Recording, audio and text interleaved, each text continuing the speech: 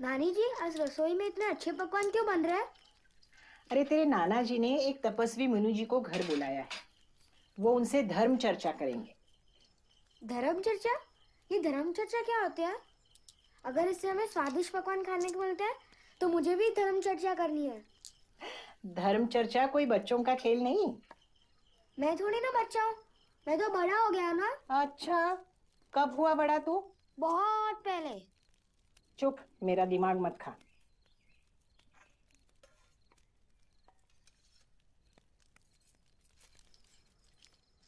नानी, मैं लड्डू ले लूं? नहीं नहीं नहीं नहीं, वो मुनि जी को पहले।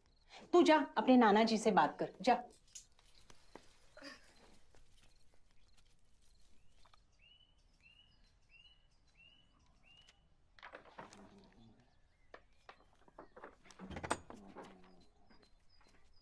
नाना जी, मुझे भी धर्म चर्चा करनी है। धर्म चर्चा करनी है? बेटा, धर्म चर्चा कोई बच्चों का खेल थोड़ी होता है। मैं थोड़ी ना बच्चा हूँ, मैं तो बड़ा हूँ ना। नानी भी यही कह रही है कि मैं बच्चा हूँ। और ले ले ले, तू तो बहुत बड़ा हो गया है, पागल। बेटा, धर्म चर्चा भी किसी टाइम करेंगे। एक बात सुन ले तू, मुनि जी आ रहे हैं, उनके सामने कोई उल्टी सीधी बात मत बोलना, ठीक है? हाँ। तो मैं खेलने जाऊँ? हाँ बेटा, अब तू खेलने जा, बाहर जा, और मैं थोड़ा सा हिसाब कर लूं, तब तक निपटा देता हूँ। एक, चार।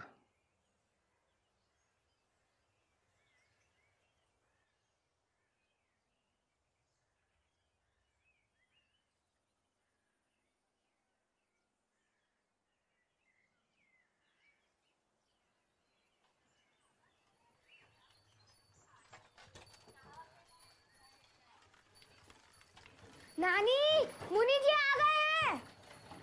नानी, मुनि जी आ गए हैं।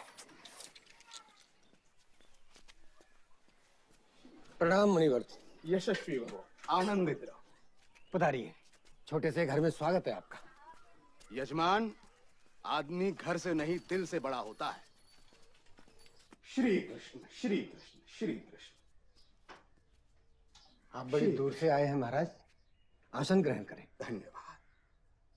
ईश्वर तेरी करुणा अपार है। धन्यवाद।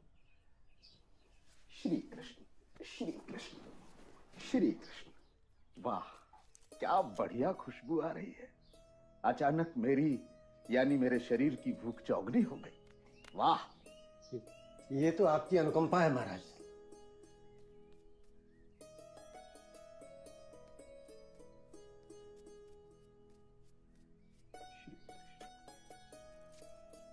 श्री कृष्ण श्री कृष्ण।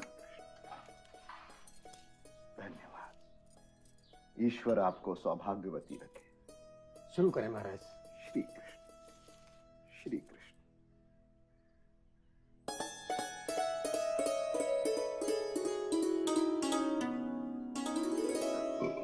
वाह यजमान, आपने तो इस नश्वर शरीर को इसी जन्म में स्वर्ग का दर्शन करा दिया।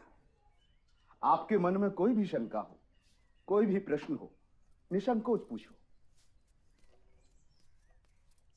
महाराज, उम्र हाथ से छूटी जा रही है।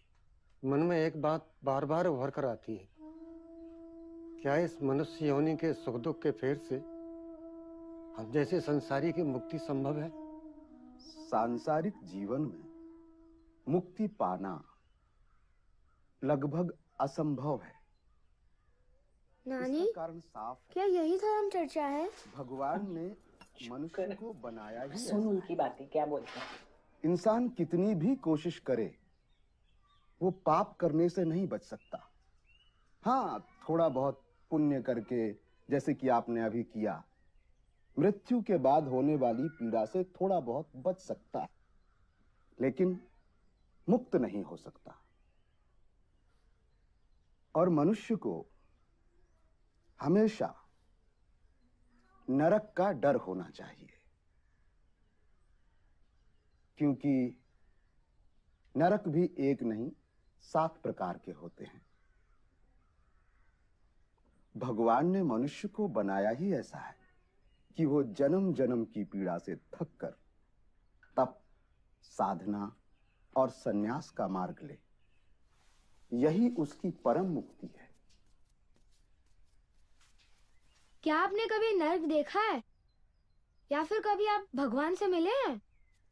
बड़ा नटखट बच्चा है। बेटा जाओ बाहर खेलो। महाराज जी, आपको बच्चे के प्रश्न का उत्तर देना चाहिए। मैंने शास्त्रों का अध्ययन किया है और शास्त्रों की वाणी परमात्मा की वाणी। मैं सदा वही कहता हूँ। तो फिर तो आपका भगवान भी तो पापी हुआ, तभी तो हम सबको बनाया पाप करने के लिए। बेटा अपनी जुबान को काबू में रखो, वरना घोर अनर्थ हो जाएगा। अरे भाई, इसको भीतर लेके जाओ, पता नहीं क्या क्या बोले जा रहा है। बालक परमात्मा का स्वरूप होते हैं महाराज जी, और राजा को अपनी बात कहने का पूरा हक है। अपमान, धर्म का घोर अपमान। अब मैं यहाँ एक पल नहीं रुक सकता। हे परमात्मा, हे प्रभु, मुझे माफ करना। धर्म का घोर अपमान। अरे जाओ जाओ, हमारे गांव में गहरा तालाब है, उसमें जाके डूब मरो, सारे पापों से मुक्ति मिल जाएगी। जाको प्रभु दारुण दुख देही, ताकि मति पहले हर ले। चल बच्चा, मुझे दूसरे गांव छोड़ दे। घोर कलयुग आ गया। मैं अब कभी इस घर में कदम नहीं रखूंगा। घर क्या, इस गांव में कदम नहीं रखूंगा। हे कृष्ण, हे कृष्ण, हे कृष्ण, हे कृष्ण, हे कृष्ण, हे कृष्ण, मेरा इतना अपमान। हे कृष्ण।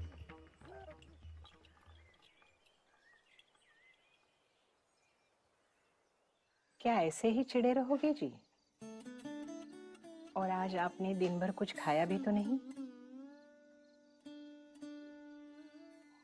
सच कहूं तो कई बार भगवान ही बच्चों के मुख से बोलते हैं।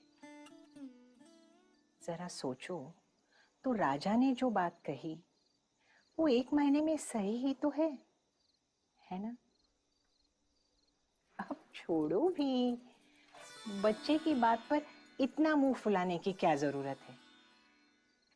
गुस्सा मुझे राजा पर नहीं, बल्कि अपने आप पर है। जो सीधी सच्ची बात राजा को दिखाई दे गई, वो इस बुढ़े की बुद्धि में पहले क्यों नहीं आई?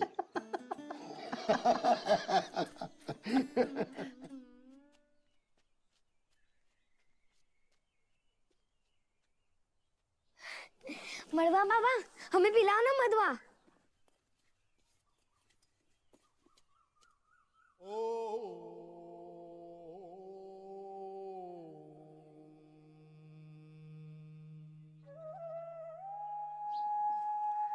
मजा आ गया। इस इलाके में आऊं और तुमसे ना मिलूं, ये कैसे हो सकता है राजा? मैं आपसे एक बात पूछूं? पूछो। फकीर दाढ़ी और बाल क्यों बढ़ाते हैं? हम बढ़ाते नहीं, ये तो खुद ब खुद बढ़ जाते हैं। ये तो और लोग हैं जो कटवाते हैं। मैं आपसे एक और बात पूछूं? पूछो। आप रहते कहाँ हैं? हम तो बावरे हैं, हमारा कोई ठिकाना नहीं राजा। जहां रास्ता ले जाए उसी रास्ते पर हम चले जाते हैं। ये नानी जी ने आपके लिए गर्मा गर्म रोटी और सब्जी बनाई है, आप खा लेना। थोड़ी देर और रुका तो तुम्हारे मुंह में पड़ जाऊंगा राजा, इसलिए चलता हूं। अगली बार जल्दी आना।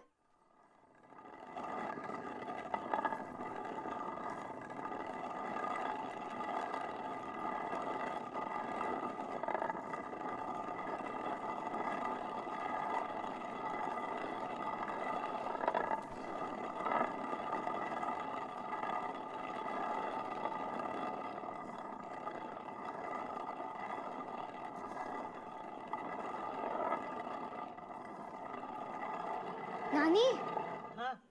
मैं नहाने जा रहा हूँ। अरे नहीं नहीं, राजा राजा रुक, सुन जरा, दूध गरम किया है वो पी के जा। हे भगवान, आज सुबह से तीसरी बार दूध गरम कर रही हूं मैं। चौथी बार गरम कर लेना, रबड़ी भी बन जाएगी। आपके इसी लाड प्यार ने ही उसे बावरा बना दिया है। अरे भूरा, अरे भैया राजा तालाब के किनारे गया है, जरा ध्यान रखना उसका। किसने पाया जिंदगी में।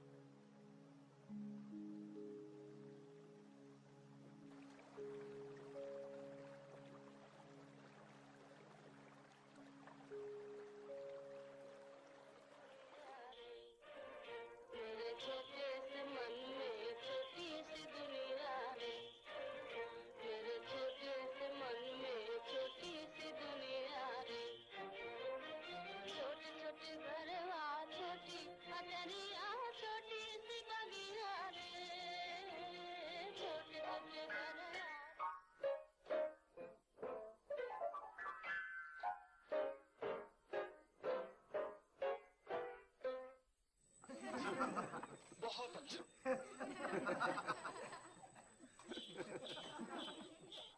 जरा अकल से काम ले। देखिए, मैं आपके उपकारों को कभी नहीं भूल सकती, लेकिन अब देखती हूँ कि मुझसे काम न हो सकेगा। मैं बहुत थक गई हूँ। हाँ, लेकिन इसका ये मतलब तो नहीं कि तुम यहाँ से चली जाओ। कम से कम ऐसी हालत में तो मैं तुम्हें न जाने दूंगा। जी शुक्रिया, लेकिन मैं इन्हें यहाँ 1 मिनट न छोड़ूंगा, चाहे कुछ भी हो। अगर तुम भी यही चाहती हो तो मैं मजबूर हूँ। आए हुए 1 महीना भी नहीं हुआ और आज वो स्टेज पर भी निकलेगी। कल मेरे उम्र भर के किए धरे पर पानी न फेर दे। पिताजी, यूं बैठे रहने से काम नहीं चलेगा, कुछ कीजिए। तो क्या करूं? तू ही बता। नानी, आपने देखा वो लोग कितने ध्यान से खेल को देख रहे थे ना? उन्हें तो लग रहा था कि यही सच है, पर सच्चाई तो कुछ और ही है। और सारे लोग कितने खो गए थे और कितने खुश थे, नहीं? हाँ, वही तो। खेल शुरू होने के पहले भी पर्दा खाली था और खेल खत्म होने के बाद भी। उन्हें तो लग रहा था कि यही सच है। कितनी अजीब बात है ना? नानी, क्या ये लोग खेल के बाद भी उतना ही खुश या दुखी होंगे जितने खेल के दौरान थे? बेटा, ये बात तो मुझे भी नहीं पता।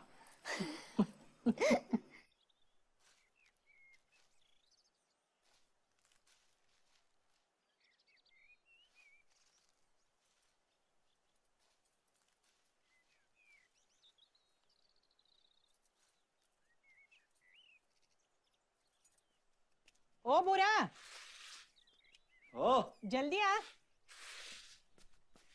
हाँ जी। देख तो, जमाई जी है ना? हाँ, जा, सामान पकड़ उनका। वो औलाद।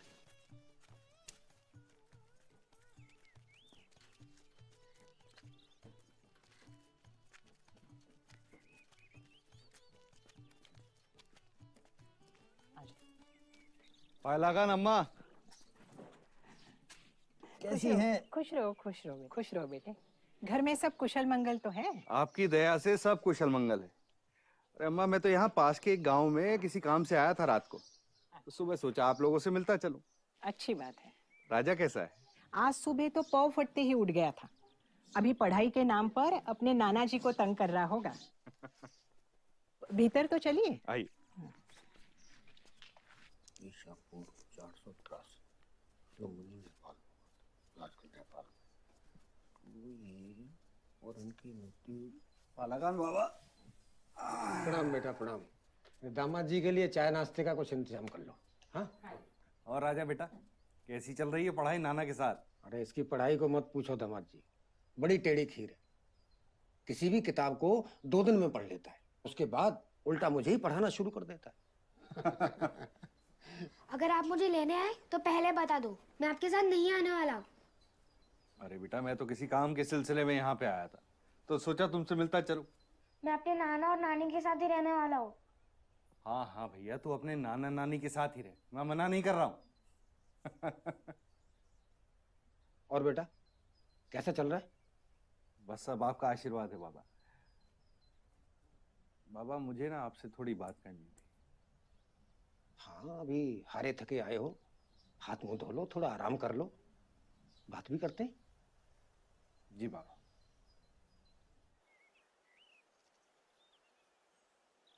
अब राजा की मौजूदगी से ऐसा लगता है जैसे हमारा भी बचपन लौट के आ गया है। हम बुड्ढों की जिंदगी में भी हर पल उत्सव बना रहता है। आप बिल्कुल सही कह रहे हैं बाबा, पर असल में बात यह है कि राजा की उम्र बढ़ती जा रही है, और अगर जल्दी ही उसे स्कूल में दाखिला नहीं दिलवाया तो बहुत देर हो जाएगी। देखो बेटा, एक बात कह देता हूँ, जब तक मेरी जिंदगी है तब तक राजा यहीं इसी गांव में मेरे साथ रहेगा। रही बात उसकी पढ़ाई लिखाई की, तो उसके लिए एक काबिल से मास्टर का इंतजाम कर देता हूँ।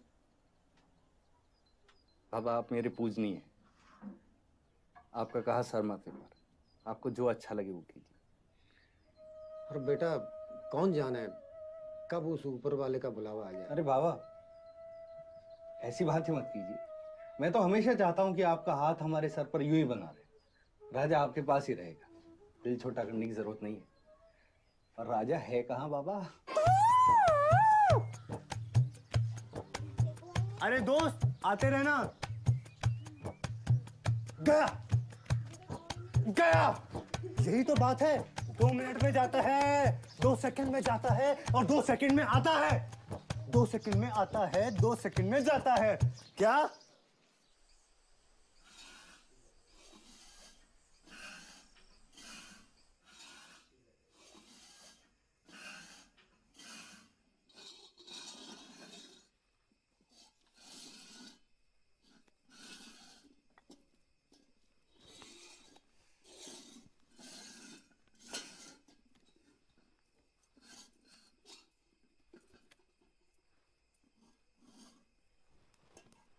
अरे भाई खाना खिलाओगी भी? दामाद जी को भूख लगी है, कितनी देर हो गई? बस बस लाई लाई। अम्मा लग रहा 56 भोग बना रही हैं आज।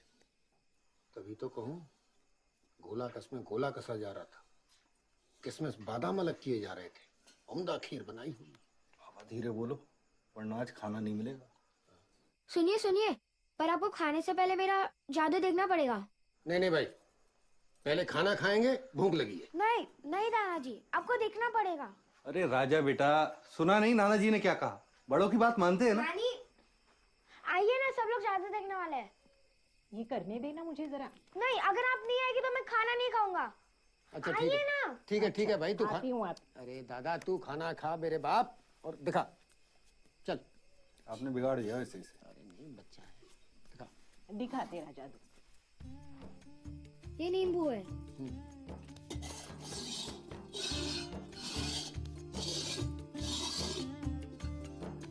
अब आप लोग बताइए, ये नींबू किस लोटे के नीचे है? बीच वाले में। नहीं नहीं, तेरे दाएं वाले। अरे बाबा आपको नहीं पता है, मैंने देखा। ये बाएं वाले में, खोलना लायक है?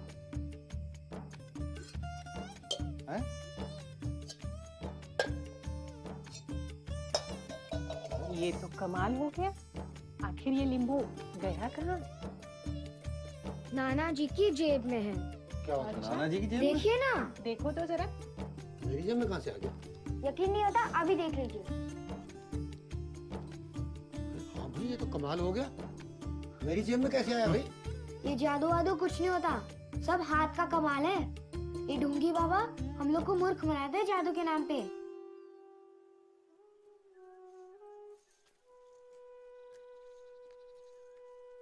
नमस्कार। नमस्कार। हम जनगणना अधिकारी हैं। वैसे तो आप सभी के नाम हमारे कागजों में अंकित हैं, पर नए कानून के हिसाब से हमें आपकी जाति और धर्म की सूचना भी लिखनी होगी। हम सबकी जाति मात्र इंसान है, और क्या बताऊं अपना धर्म। कभी मैं सूफियों के रंग में रंग जाता हूं, तो कभी संतों के। कभी जैन मुनियों से प्रभावित होता हूं, तो कभी शाम के ढलते सूरज से। यही सच है बेटा। ये धर्म कर्म की बातें अभी तक तो हमारी समझ में आई नहीं। सब कुछ एक पहेली सा लगता है। जब समझ में आ जाएगी तो बता देंगे।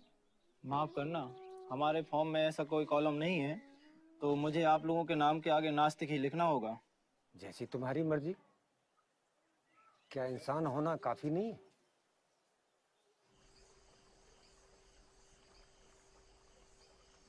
नाना जी, इसमें लिखा है जब भगवान बुद्ध का अंत समय आया तो वो सबसे विदा लेकर निर्वाण को प्राप्त हुए।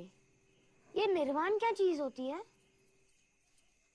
निर्वाण क्या होता है बेटा, ये तो मैं भी नहीं समझ पाया हूँ। शायद इसे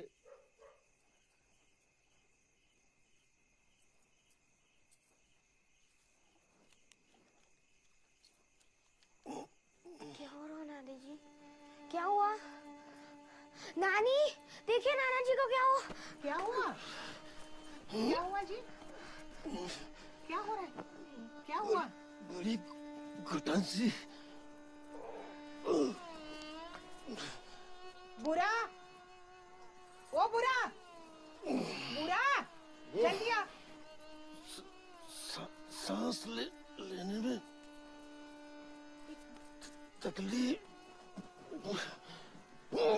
मुझे लगता है अस्पताल जाना पड़ेगा। मैं गाड़ी निकालता हूँ। हाँ, जा जल्दी।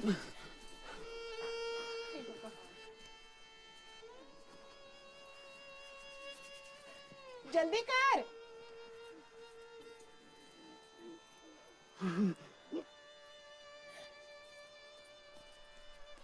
जल्दी कर बुरा। डैडी, हटो हटो, आप हटो।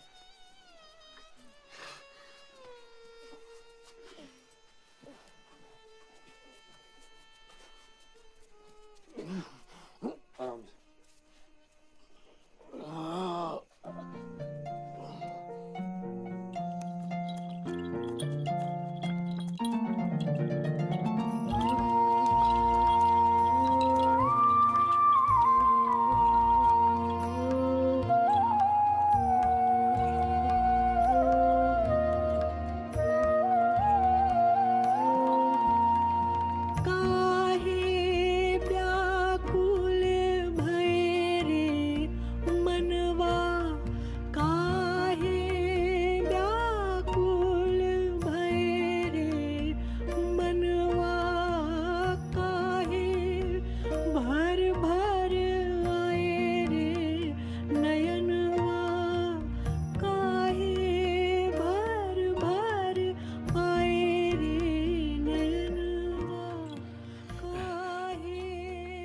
चक्कर रोक लो।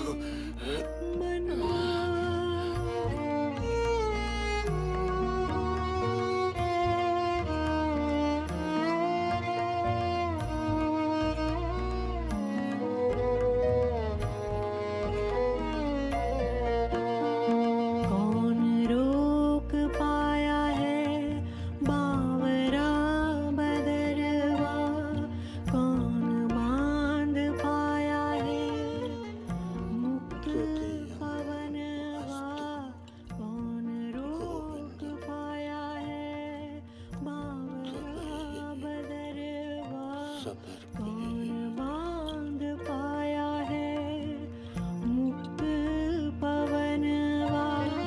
बिरला ही कोई पाए नील गगनवा, बिरला ही कोई पाए नील गगनवा, बिरला ही पार पाए लोक पर लोकवा। काहे व्याकुल भये मनवा, काहे व्याकुल भये मनवा।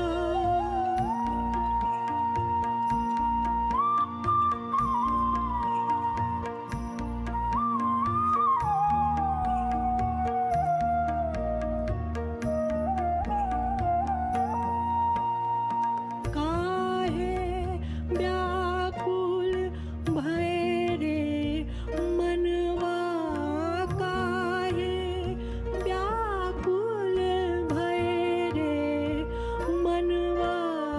काहे भर भर आए रे नयनवा, काहे भर भर आए रे नयनवा।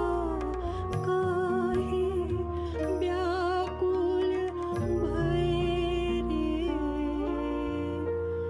मनवा। बाबा, हाँ बेटा, एक सवाल पूछूं? अगर मना कर दूंगा तो नहीं पूछोगे क्या?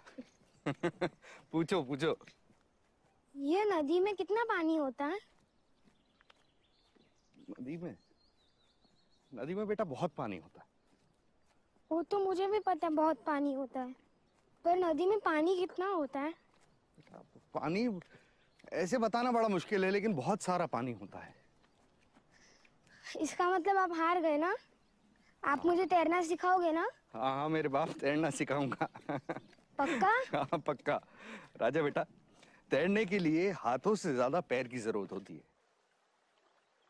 माँ आप अकेली रहेंगी तो हमें चिंता लगी रहेगी। आप यहीं रहिए ना, यहाँ आपको किसी चीज की कोई तकलीफ नहीं होगी। मैं जानती हूँ, मगर अब इस भीड़ भाड़ में नहीं रहना चाहती मैं। बस कहीं अकेले दूर शांति से रहना चाहती हूँ। पर माँ, यहाँ हम सब हैं और फिर राजा भी तो है। आपका मन लगा रहेगा और आपके बिना ये घर बहुत सूना हो जाएगा माँ।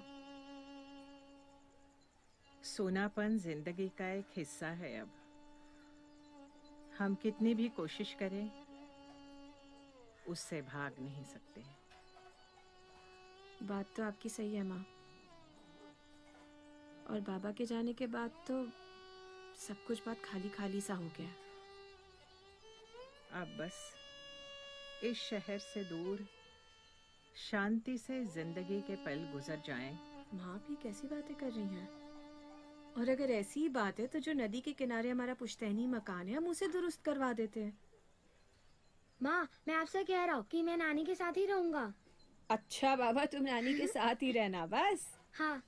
चलो माँ, खाना लगाएं। आ जाओ, खाना खाते। नानी, बाबा ने मुझे वादा किया है कि वो मुझे तैरना सिखाएंगे। अरे वाह। पर मुझे नहीं लगता वो सिखाएंगे। ऐसा क्यों लगता है तुझे? देखो, वो जब एक बार दुकान में घुस जाते हैं तो उन्हें कुछ याद नहीं रहता। मुझे पता है वो फिर भूल जाएंगे। तू फिर तैरना कैसे सीखेगा? मुझे लगता है अगर मैं नदी के अंदर चला जाऊँ तो नदी मुझे खुद तैरना सिखा देगी। ये किसने कहा तुझसे? मुझे पता है। नानी, एक बात पूछूं? हाँ हाँ, पूछो। नानी, ये नदी में कितना पानी होता है? नदी में? नदी में बहुत पानी होता है।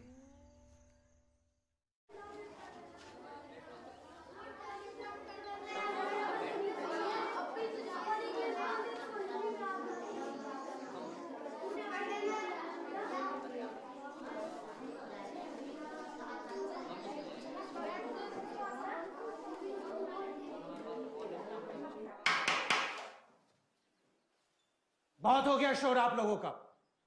एकदम शांति। बच्चों, आज हम आपको वृक्ष के बारे में बताते हैं। बच्चों, वृक्ष मनुष्य के जीवन का अभिन्न अंग है। वो हमें जीवन देता है। और ये किताब जो हमारे हाथ में है, आप लोगों के पास है, वो भी हमें वृक्ष की कृपा से ही मिली।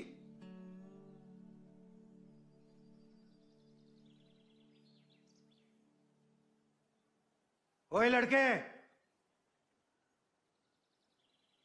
क्या चल रहा है? जानते नहीं मैं कंटर मास्टर हूं। बड़े बड़ों को सुधारा है मैंने। अब यहां आओ और पहले दिन का प्रसाद चख लो। दिमाग के सारे दरवाजे खुल जाएंगे। सुना नहीं? अपना बस्ता बांधो और नीचे आओ।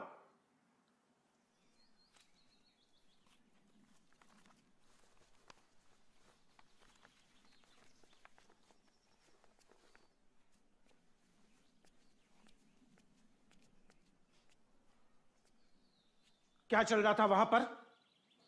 आप ही ने तो कहा वृक्ष हमारे पूज्य है, तो मैं उसके सौंदर्य में खो गया था। जुबान चला रहा है। कंटर मास्टर के सामने जुबान चला रहा है। हाथ आगे कर।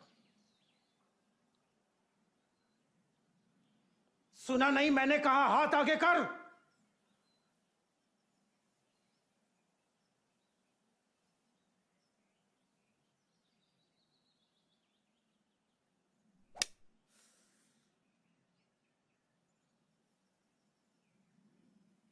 आपने मुझे क्यों मारा इतनी छोटी सी बात पे?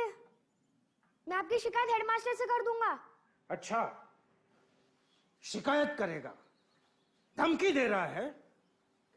अरे जा, कंटर मास्टर का कोई कुछ नहीं बिगाड़ सकता। इस शहर के जितने भी पढ़े लिखे लोग हैं ना, उन सभी ने मेरी मार खाई है। जा कर ले जो करना है वो। शिकायत करेगा। हाँ, तो हम आपसे कह रहे थे बच्चों,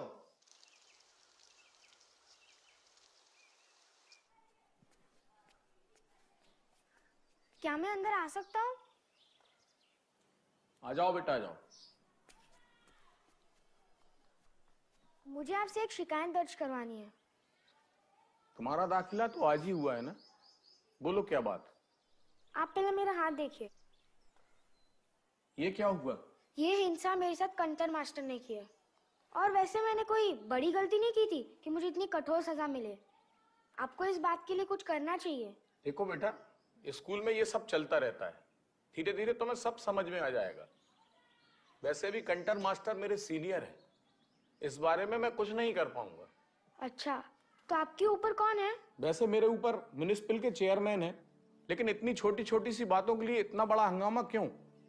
मेरे नाना जी ने मुझे सिखाया है कि कभी अन्याय नहीं सहना और कभी झूठ का साथ नहीं देना। अभी मैं चलता हूँ। नमस्ते।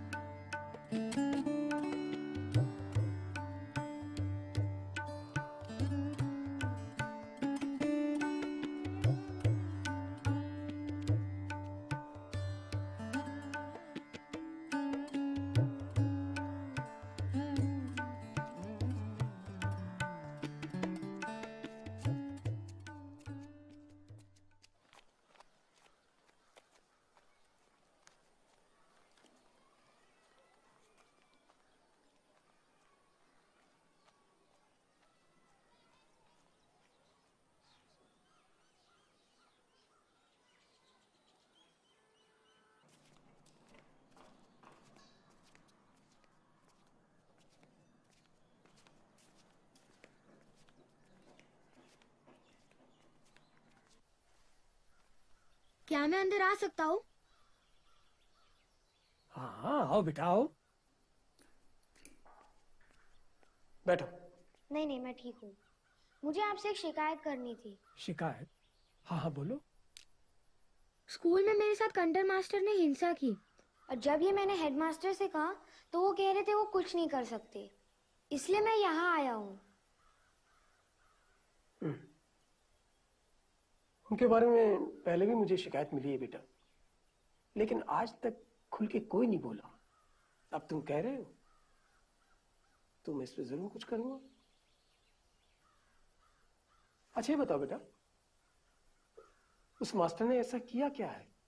मैं कक्षा में बैठा था और वो हमें वृक्षों की खूबियां बता रहे थे और मेरी नजर एक सुंदर वृक्ष पर पड़ी। मैं उसे देखने लगा और तभी उन्होंने मुझे सामने बुला के झड़ी से मारा। आप ही बताइए, ये गलत है ना?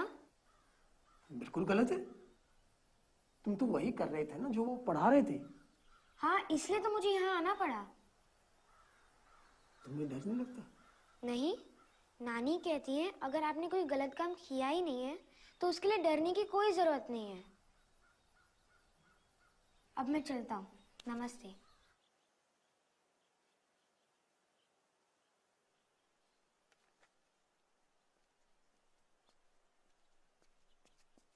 तुम किसी को ढूंढ रहे हो क्या बेटा?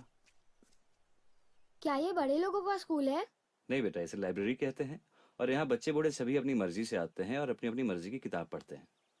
यहाँ कितनी किताबें होंगी? तुम्हारी उम्र कितनी है? 11 साल। तो बेटा अगले 11 साल तक अगर तुम रोज यहाँ आओगे और एक किताब पढ़ोगे अपनी मर्जी की, तो भी किताबें खत्म नहीं होंगी। इतनी किताबें हैं हमारे यहाँ। क्या सोचने लगे? क्या मैं अंदर आ सकता हूँ? मुझे किताबें देखनी है। अच्छा, आ सकते हो, आ जाओ। कंटर की छुट्टी हो गई है रे बाबा। अरे राजा आ गया। और भाई राजा, तुम्हें पता है कि कंटर मास्टर की छुट्टी हो गई, अब वो कभी स्कूल नहीं आएंगे। उनकी बदली कोई दूसरे गांव में हो गई है। तो फिर गाओ इसी रात में, कंटर की छुट्टी हो गई है रे बाबा। कंटर की हमारा नेता कैसा हो?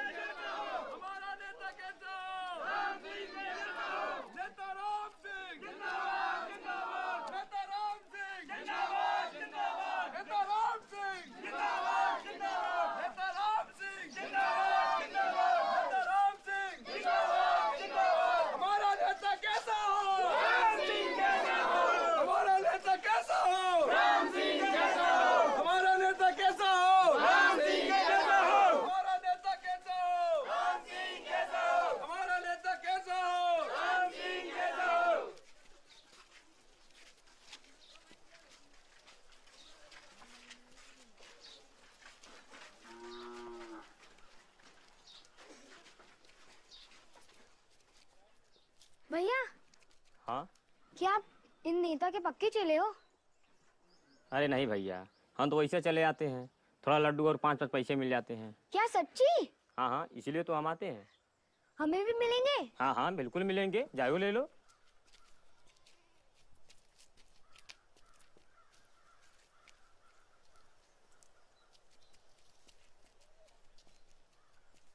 राम नाम सत्य है, राम नाम सत्य है, सत्य बोलो सत्य है, राम नाम सत्य है, राम नाम सत्य है, सत्य बोलो सत्य है, राम नाम सत्य है, राम नाम सत्य है, सत्य बोलो सत्य है, राम नाम सत्य है, राम नाम सत्य है, सत्य बोलो सत्य है, राम नाम सत्य है, राम नाम सत्य है, सत्य बोलो सत्य है, राम नाम सत्य है, राम नाम सत्य है, राम नाम सत्य है, राम नाम सत्य है, राम नाम सत्य है, राम नाम सत्य है, राम नाम सत्य है, राम नाम सत्य है, राम नाम सत्य है।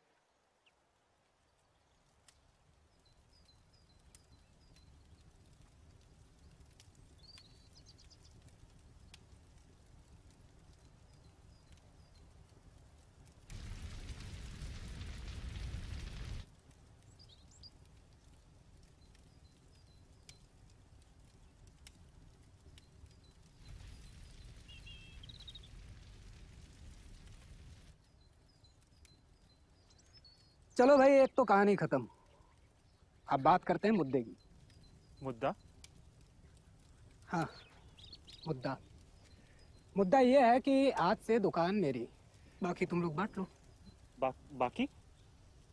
अरे 3 साल से दुकान मैं संभाल रहा हूँ, तो दुकान मेरी हुई ना। तो क्या हो गया, 3 साल से संभाल रहे थे, अब नहीं, समझे? देखिए, मैं आप दोनों से छोटा हूँ और दुकान अब मैं संभालूं। हाँ, छोटे हो तो छोटे की तरह बात करो, समझे? दिमाग मत खराब करो मेरा। दुकान मेरी है और मैं चलाऊंगा दुकान। आप बड़े हैं ना, तो आप बड़प्पन दिखाइए। हाँ, दुकान मेरी है। बड़प्पन ही दिखा रहा हूँ, बड़े का पहले हक होता है। चाबी मुझे दीजिए और मुझे दुकान चलाने दीजिए। बहुत जुबान चल रही है तेरी, जितना कहा है उतना कान खोल के सुन लो। से बोल कर गए थे मैं दुकान चलाऊंगा। कब बोला? अच्छा, पूछवा इनसे। देखिए, दुकान अब मैं संभालूंगा बस। चुप कर, दुकान संभालेगा। दुकान की तरफ दोनों लोग नजर भी उठा के मत देख लेना। दुकान की चाबी मेरे पास है, दुकान मैं संभालूंगा। ताला तोड़वा के अपना ताला डालूंगा, कल से दिखाई मत दे जाना दुकान के पास, समझे? आप अपना झगड़ा बंद कीजिए, पहले मुझे मेरे पैसे और लड्डू दीजिए। पैसे? लड्डू? लाइब्रेरी में तो हजारों किताबें होती होंगी ना? आपको तो बड़ा मजा आता होगा। हाँ, आता तो है। आपने सारी किताबें पढ़ ली होंगी। नहीं, पर काफी पढ़ ली। पर पिछले कई सालों से मैंने कोई किताब नहीं पढ़ी। अब पढ़ने का मन नहीं होता मेरा। तुम्हें पता है, हमारी लाइब्रेरी में ऐसी कई किताबें हैं जिन्हें आज तक किसी ने छुआ ही नहीं है। ऐसा कैसे? लाइब्रेरी में तो रोज हजारों लोग किताबें पढ़ने आते हैं, कोई किताब अछूती कैसे रह सकती है? ठीक उसी तरह बेटा, जैसे हम प्रकृति में रह के भी प्रकृति से अछूते हैं। आप सही कहते हैं, ये प्रकृति भी तो एक लाइब्रेरी ही तो है। ये नदियाँ, ये पहाड़ और ये जंगल, उसकी किताबें। क्या बात है? मैं आपसे एक बात पूछूं? हाँ हाँ, पूछो। आपको याद है जब मैं आपसे लाइब्रेरी में मिला था, आप किताबें रख रहे थे और आपसे 2 किताबें गिर गई थी। आपने एक को माथे से लगाया और दूसरे को नहीं, ऐसा क्यों? ऐसा इसलिए बेटा क्योंकि वो हमारे प्रभु श्री राम की किताब थी। पर सारी किताबें तो एक जैसी होती है, सब ज्ञान देती है, फिर आपने ऐसा क्यों किया?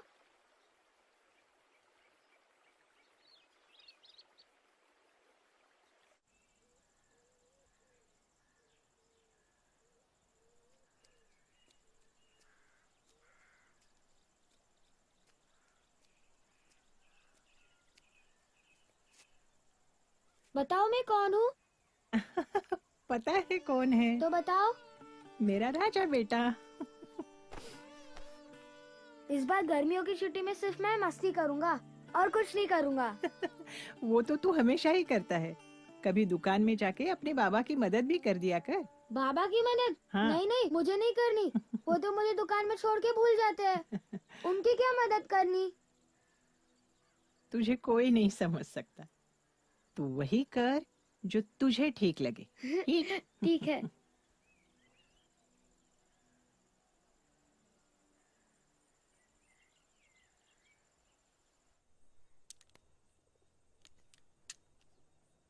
बाबा, मुझे यहाँ दुकान में अच्छा नहीं लगता। मुझे तो सिर्फ नदी और लाइब्रेरी अच्छी लगती है। हाँ हाँ, वो सब ठीक है। और ये हाथ में क्या ले रखा है?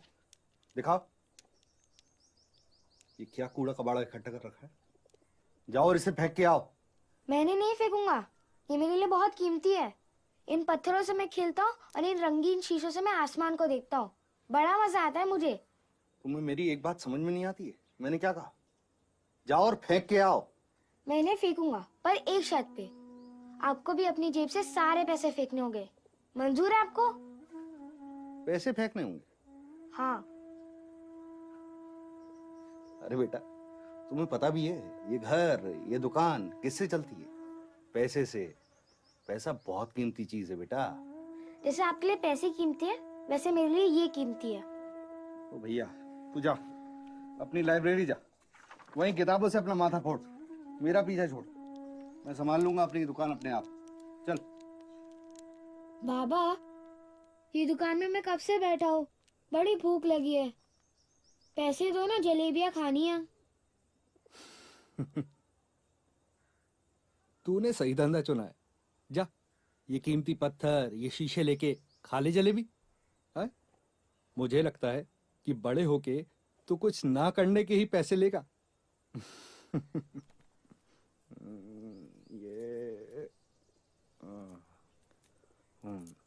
ये ले।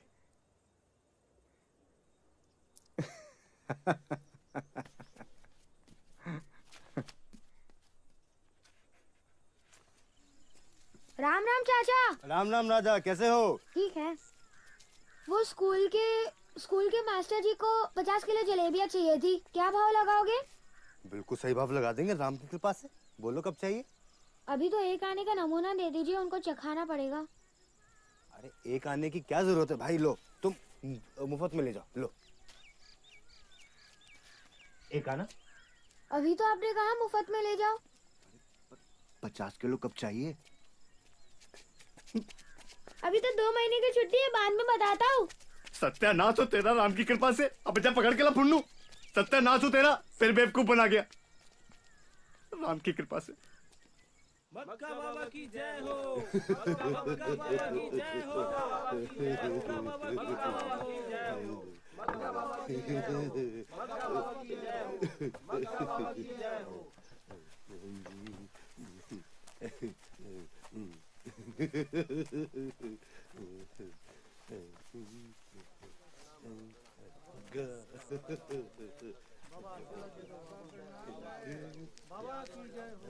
भैया, ये बूढ़े आदमी कौन है और आप यहाँ कहाँ से आए हैं? ये हमारे मग्गा बाबा हैं। पिछले महीने पड़ोस के गांव वाले इन्हें यहाँ से उठाकर ले गए थे, चुपके से। बड़ी मुश्किल से ढूंढ के लाए हैं इन्हें। अच्छा, कमाल है। मग्गा बाबा में ऐसी क्या खास बात है? खास बात, ये बहुत कमाल के हैं। जहाँ जाते हैं वहाँ खुशहाली खुशहाली होती है। जारू सारू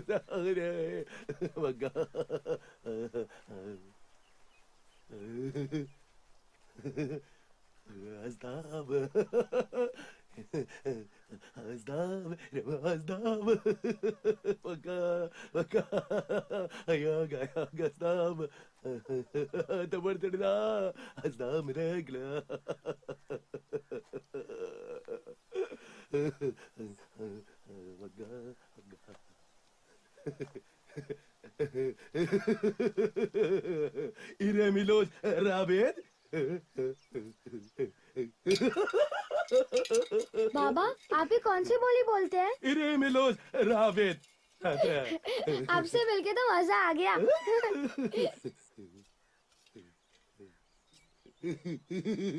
वाह, सौदा तो अच्छा है। अगर आपका ये जादुई मग्गा मेरे पैसों को दुगना कर सकता है तो मजा आ जाएगा। अब तो दोस्ती पक्की। हाँ ठीक है, तो मैं चलता हूँ।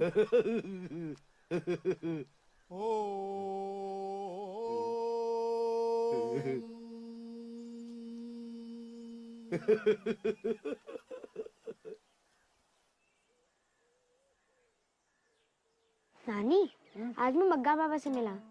मुझे इनसे मिलकर बड़ा अच्छा लगा। न जाने न वैसे क्या खास बात है।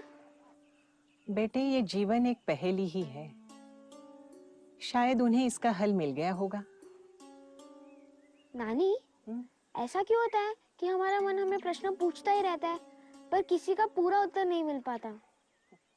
बेटा, उत्तर मिलने तक रुकना नहीं, प्रश्न जरूर एक दिन हार जाएगा। बाबा, ये नदी बहुत गहरी है। हाँ है तो, वहाँ पे बहुत गहरी। और उस तरफ और भी गहरी। क्यों, डर लग रहा है? नहीं, मुझे किसी से डर नहीं लगता। मछलियाँ हैं? मगरमच्छ भी है। अब डर लग रहा है? नहीं। देखिए बाबा, वो बादल एकदम मुनि की तरह लग रहा है ना? क्या? हाँ हाँ।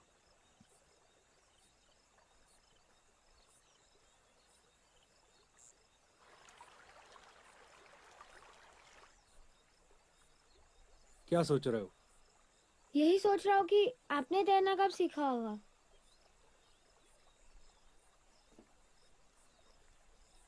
डर लग रहा है? नहीं, थोड़ा भी नहीं? थोड़ा भी नहीं। डूबने से भी नहीं? नहीं। जरा सा भी? नहीं।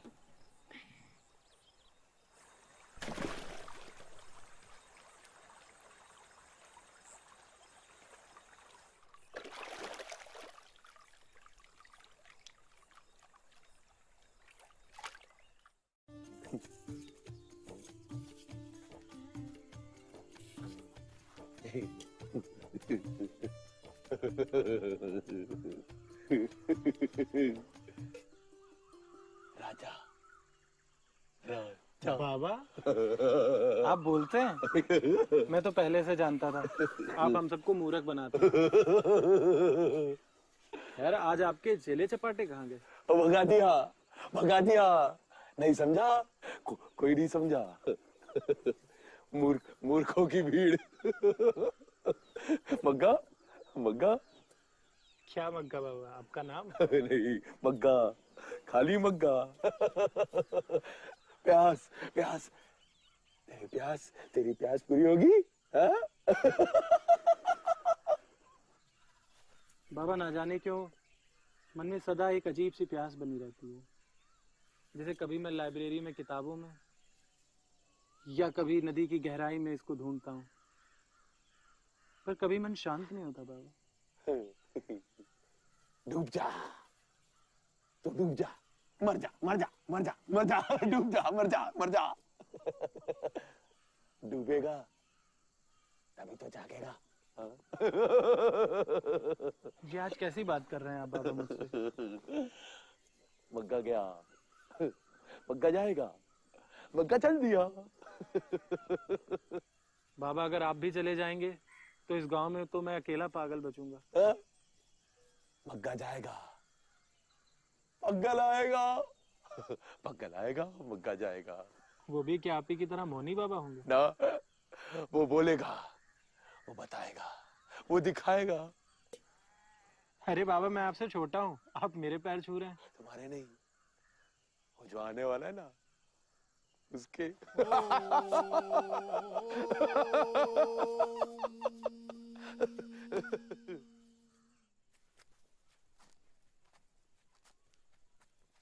नमस्ते।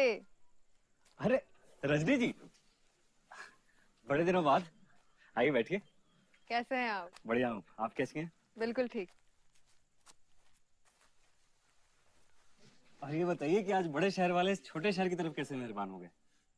विद्यासागर जी, क्या करें, बड़े शहर के छोटे दिल वालों से मन ऊब उठा था, सो अपनी माटी की सौंधी सुगंध ने फिर हमें यहाँ खींच लिया है। अरे वो नटखट शशि है ना, जो हमारी साइकिल के टायर से हवा निकाल देती थी। संभल जाइए, क्योंकि अब मैं मोटर कार के टायरों से भी हवा निकाल लेती हूँ। आइए मैं आपका परिचय अपने इस मित्र राजा से कराता हूँ। ये हमारे शहर के एकमात्र अजूबे हैं। आप तो अच्छे खासे इस नौजवान मित्र को अजूबा बना रहे हैं। आप नहीं जानती रजनी जी, राजा इस छोटी सी उम्र में अपनी समकालीन लाइब्रेरी की सभी धूल खाती किताबों को शब्द बाशब्द चाट लिया है। फिर भी इनका भूखा दिमाग है कि खाली का खाली। अब ये महाशय अजूबा नहीं है तो और क्या है। पानी से प्यास बुझती तो नदी को बहना क्यों पड़ता? इस उम्र में ऐसी सोच, अज्ञात को जाने की इतनी तड़प, भाई फिर तो हमारी राजा से दोस्ती खूब जमने वाली है। विचारों की जुगलबंदी छोड़िए और चलिए नदी घूमने चलते हैं। चलिए चलते हैं। आज शशि के बहाने ही एक चक्कर लग जाए नदी का। अच्छा हुआ तुझे इस सूने शहर में रजनी और शशि जैसे मित्र मिल गए, नहीं तो ये बड़ी बड़ी किताबें पढ़कर तू तो पागल ही हो जाता। नानी, मैं इतनी आसानी से पागल होने वाला नहीं, उल्टा मैं लोगों को पागल कर दूं। आलोक निरंजन। ये लो, पगले का नाम लिया और कोई बाबा आ गए। आलोक निरंजन, आलोक निरंजन। माते पग्गल पग्गल जग करे, पग्गल खड़ा मुस्काए। आपने पग्गल को पुकारा और पग्गल आ गया। मुझे मग्गा बाबा ने खास राजा से मिलने के लिए भेजा है। आज से ठीक 1 महीने बाद माते, मैं राजा को अपने साथ भारत भ्रमण पर ले जाना चाहता हूं। अंतर खोज के जिस मार्ग पर यह अग्रसर है, उसके लिए यह यात्रा आवश्यक है माते। और मैंने राजा के पिताजी से भी आज्ञा ले ली है। बाबा, ये तो मेरा सौभाग्य होगा, मैं आपके साथ भारत भ्रमण पर जाऊं। आलोक निरंजन, आलोक निरंजन, आलोक निरंजन। शशि आज चाय और पकोड़े बना रही है। अच्छा हुआ कि तुम आ गए। आज दोपहर से ही न जाने क्यों हमारा मन बड़ा उदास उदास सा था। बड़े शहर का शोर जितना खतरनाक होता है, उतनी ही इस छोटे शहर की शांति भी। रजनी जी, आपके पास तो किताबों का खजाना है, फिर आप क्यों उदास होती हैं? मैं तो अपने अशांत मन को कभी कभी इन किताबों में तो कभी नदी में डुबकी लगा के फुसला लेता हूँ। आप भी यही करें। मेरे मरहूम शौहर जनाब असगर अली और मेरी मित्रता भी इन किताबों के द्वारा ही हुई थी। उन्हें हर नई किताब पढ़ने का बहुत शौक था और हमें हर नए इंसान से पहचान बनाने में बड़ा लुत्फ आता है। और यही शौक मेरी बेटी शशि में भी है। उनका नाम असगर अली और आपका रजनी कैसे?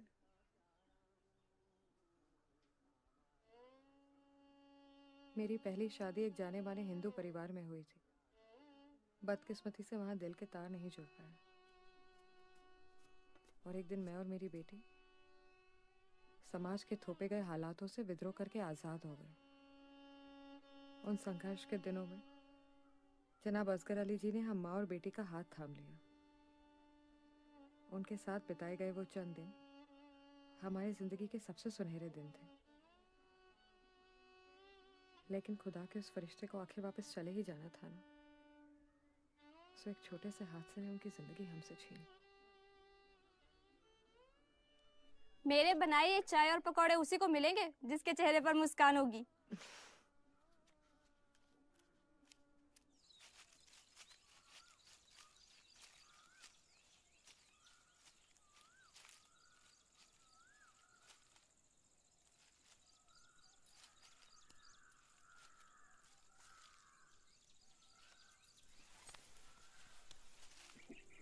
इतने कोमल हाथ तो किसी शैतान बिल्ली के ही हो सकते। तुम्हें पता है मैं यहाँ कैसे पहुंची? कैसे? मैं पूरे रास्ते लोगों से पूछती आई कि आपने कोई खटारा साइकिल वाले को देखा है क्या, और सीधे यहाँ पहुंच गई। अच्छा, खटारा? हाँ, बहुत खटारा। सोच लो, अगर तुमने दोबारा मेरी प्यारी साइकिल को खटारा कहा ना, तो मैं तुम्हें कभी साइकिल नहीं सिखाऊंगा। पर मैंने कहाँ कुछ कहा, वो तो लोग कह रहे थे। मैं तुम्हें अच्छे से जानता हूँ। वैसे भी मैं तुझे साइकिल सिखाने वाला तो हूँ नहीं। माफ करो बाबा, और साइकिल देवी आप भी माफ करो। अब चलो ना फटाफट साइकिल सिखाओ। चलो चलो उठो फटाफट, चलो चलो साइकिल सिखाओ। अरे वाह, साइकिल चलाने में तो बड़ा मजा आ रहा है।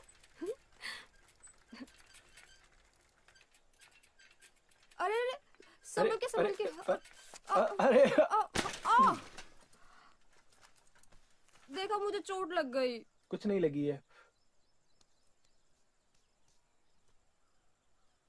पता है शशि, जिंदगी भी एक साइकिल की तरह है जिसमें अगर हम संतुलन बनाना सीख जाएं तो बड़ी आसानी से कट सकती है। मुझे भी संतुलन बनाना सीखना है। मैं सिखाऊंगा ना तुम्हें संतुलन बनाना। तो फिर चले। चलो।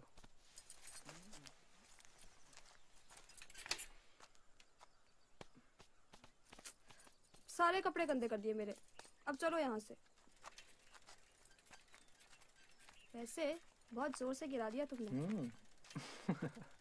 अच्छा जब मैं अगली बार आऊंगी तो मुझे ऐसे गिरा तो नहीं दोगे ना?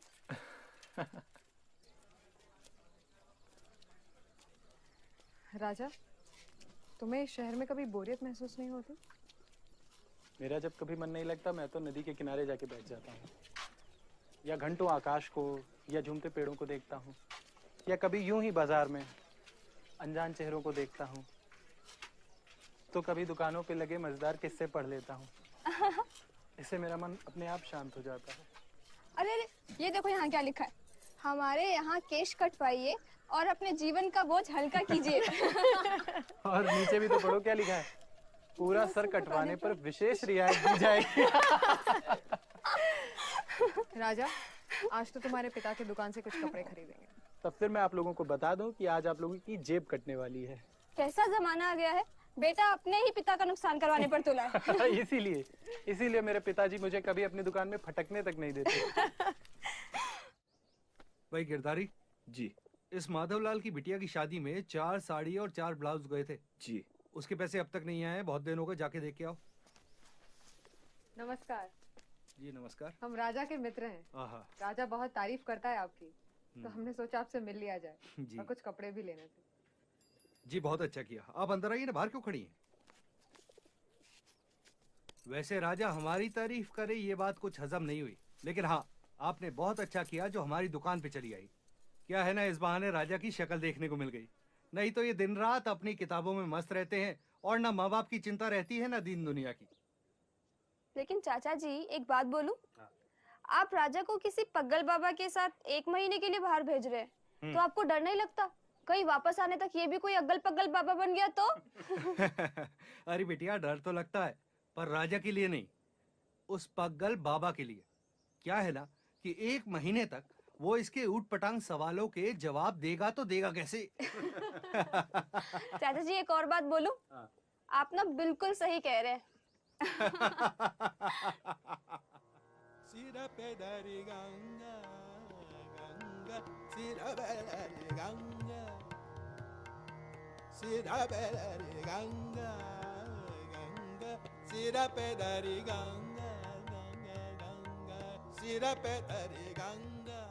ये बात मन को कितना सुकून दे रही है कि हम इंसान, ये पहाड़ और नदियां सब आपस में जुड़े हैं।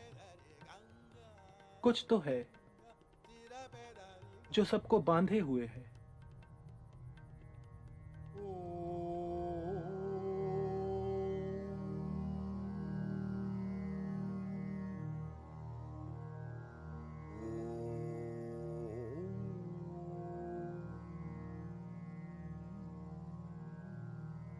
इन मूर्तियों के शरीर तो काम मुद्रा में है, परंतु इनके चेहरे के भाव कितने शांत हैं।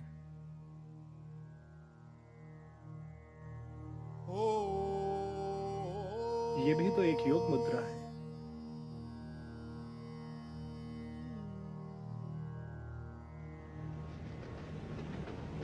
बाबा बनारस में उन विद्वानों से मिलकर लगा कि जैसे उनके ज्ञान में जीवन की महक खत्म हो चुकी है। उनकी भाषा, उनका ज्ञान सब तर्कों पर आधारित था।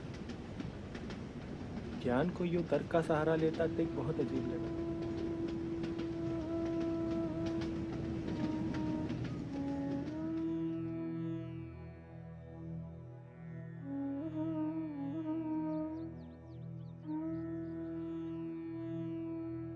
ऐसा लगता है कि इसे कुदरत ने ही बनाया है। इतने दिनों में कितने इंसान, तूफान, बारिशें आई होंगी।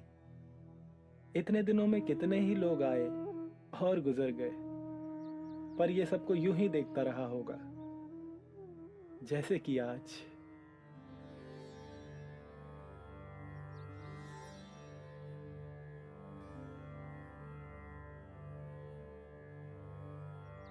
ये पवित्र मूर्तियां बहुत कुछ कहती हैं, पर हृदय की भाषा मौन है। कुछ तो मैं समझ पाया, पर बहुत कुछ है जो मैं समझ नहीं पाया।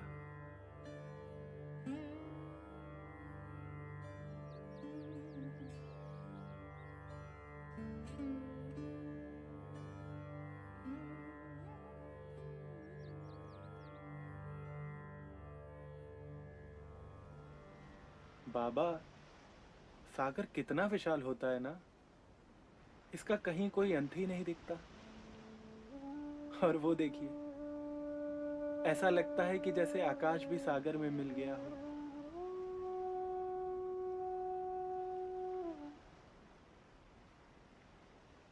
इंसान कुछ भी कर ले, वो कुदरत से कभी जीत नहीं सकता।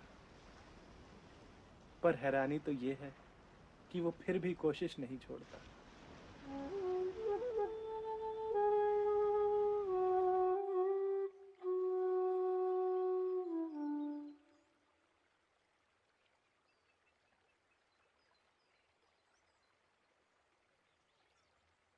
राजा, अब विदा लेने का वक्त आ गया है। बहुत जल्द तुम्हें मस्तो बाबा मिलेंगे, जो तुम्हारा जीवन संगीतमय कर देंगे। पर बाबा, मैं उन्हें ढूंढूंगा कैसे? वो स्वयं तुम्हें ढूंढ लेंगे। बाबा, इस अद्भुत तीर्थ यात्रा के लिए मैं आपका हमेशा आभारी रहूंगा।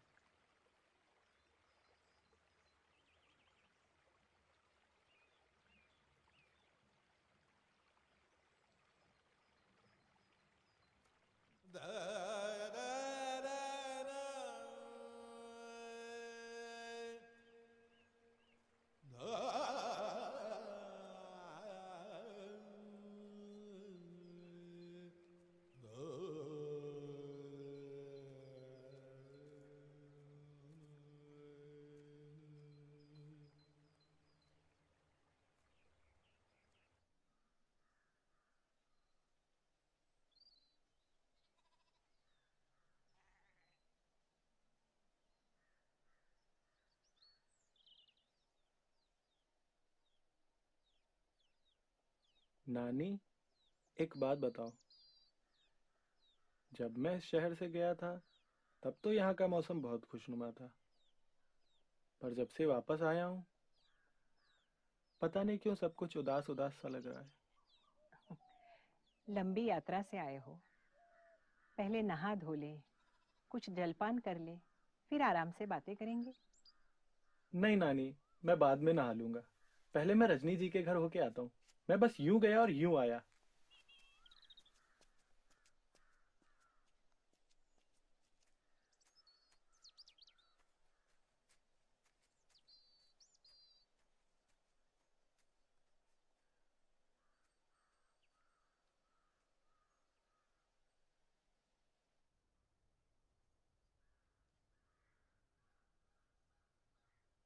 तुम्हारे जाने के कुछ दिनों बाद शशि को मामूली बुखार आया था। कितने ही डॉक्टरों को दिखाया, सबने बहुत कोशिश भी की, लेकिन उसे बचा नहीं सके। और एक शाम घर लौटते परिंदों के साथ वो भी हम सबसे दूर चली गई। आखिरी समय तक उसके होठों पर बस तुम्हारा ही नाम था। कहती रही, मैं फिर आऊंगी। मुझे राजा से संतुलन बनाना सीखना है।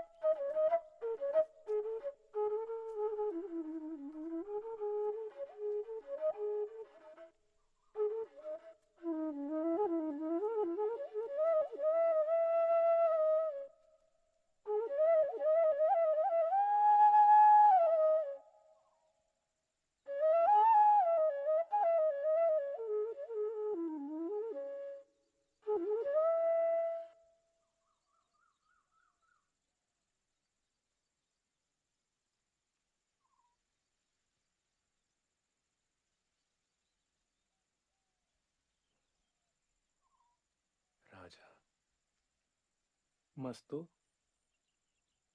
क्या मैं आप जैसी बंसी बजाना सीख सकता हूँ? तुम तैयार हो तभी तो यहाँ आए हो।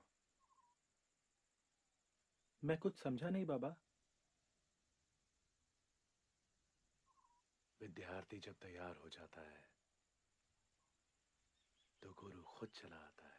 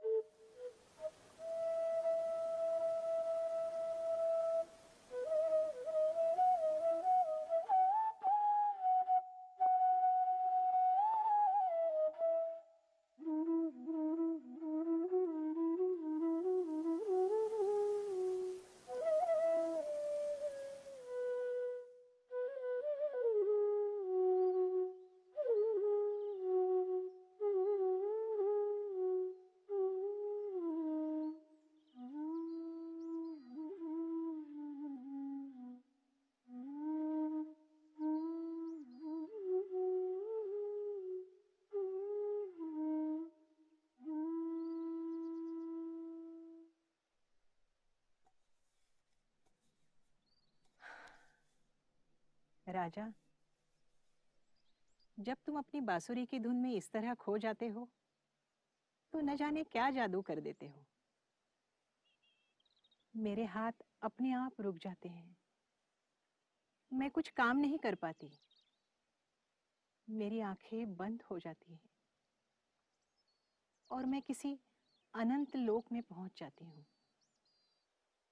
नानी, ये तो मस्तो बाबा की बांसुरी का कमाल है। नहीं तो मुझ में वो बात कहाँ जो मस्तो बाबा के रहस्यमय सुरों में है। बहुत दिन हुए मस्तो बाबा से मिले। कल मैं जरूर उनसे भेंट करने जाऊंगा।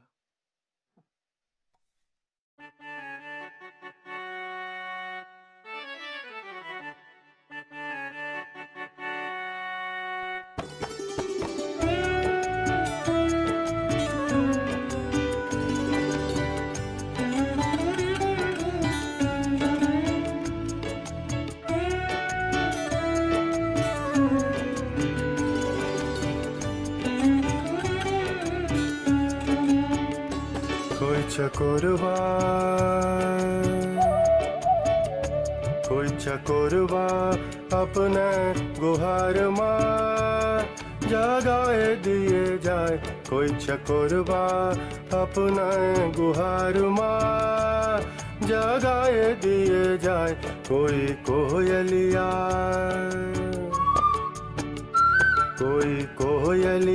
अपना पुकार माँ रुलाए दिए जाए। कोई कोयलिया अपना पुकार माँ रुलाए दिए जाए। कोई चकोरवा अपना गुहार माँ जगाए दिए जाए। कोई चकोरवा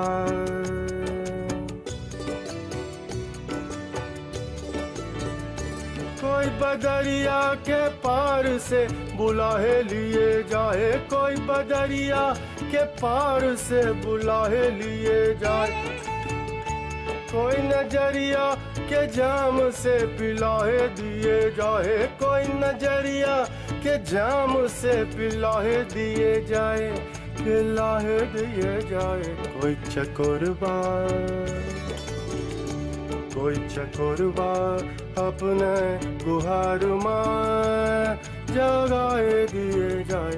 कोई चकोरवा अपने गुहार माँ जगाए दिए जाए। कोई चकोरवा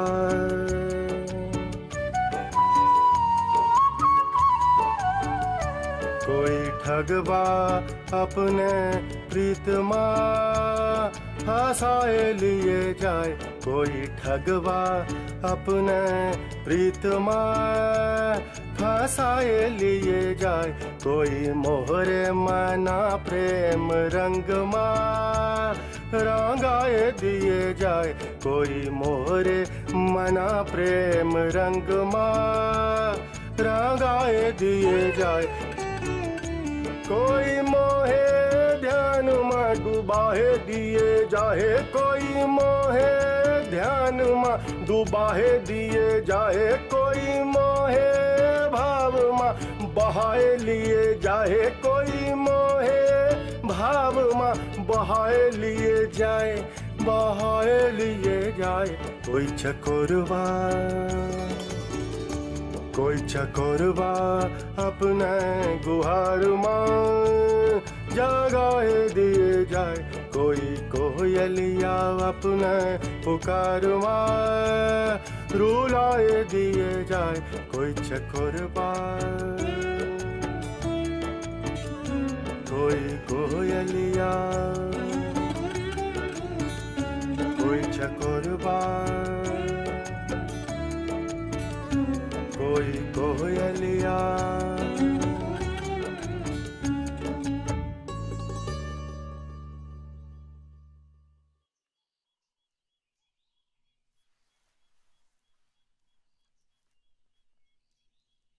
मुझे मालूम नहीं था आप गाते भी हैं।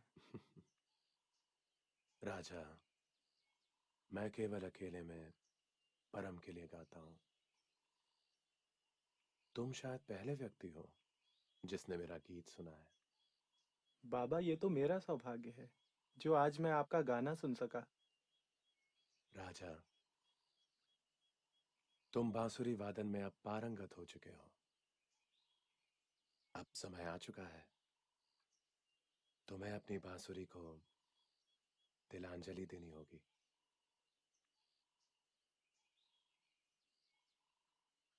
जो कुछ मुझे प्यारा है वो मुझसे छीना क्यों जाता है? अगर मैं आपसे कहूं कि आप गाना छोड़ दें तो क्या आप छोड़ देंगे?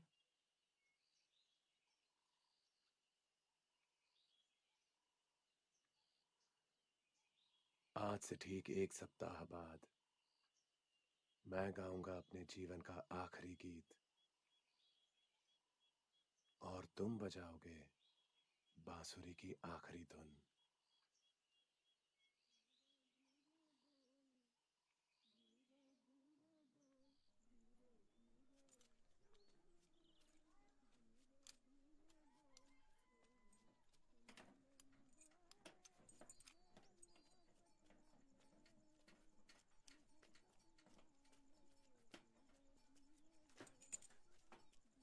आशा करते हैं कि आप आती रहेंगी। जी बिल्कुल।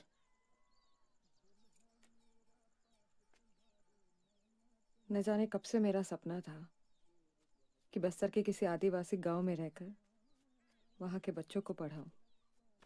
सरकार ने मंजूरी दे दी है। उस पाठशाला का नाम शशि रखूंगी। रजनी जी आपकी बहुत याद आएगी। और आपने जो अपनी किताबों का खजाना हमारी लाइब्रेरी को दिया है ना, उसके लिए शहर हमेशा आपका शुक्रगुजार रहेगा।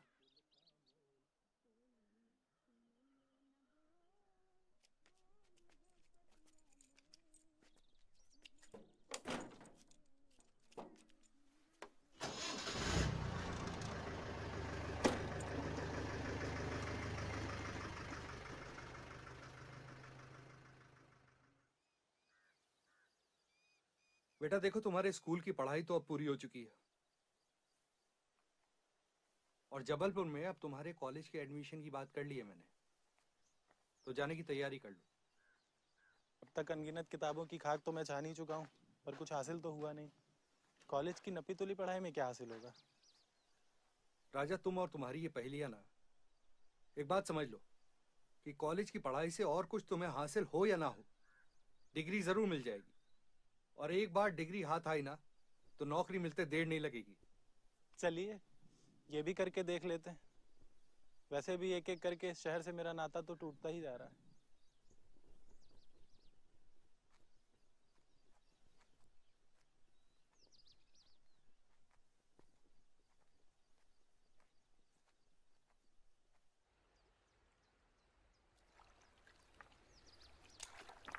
Ridanana, tananana,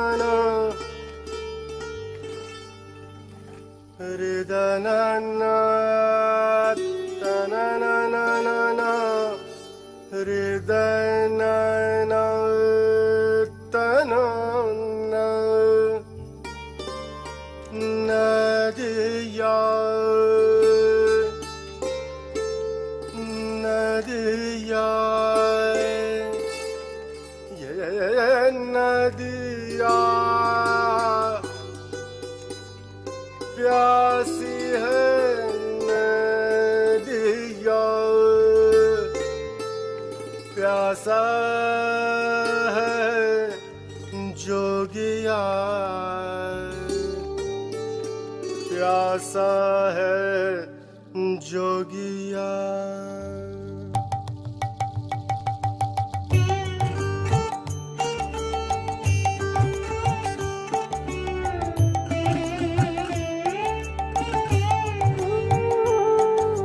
प्यासी है नदिया, प्यासा है जोगिया, प्यासी है नदिया, प्यासा है जोगिया।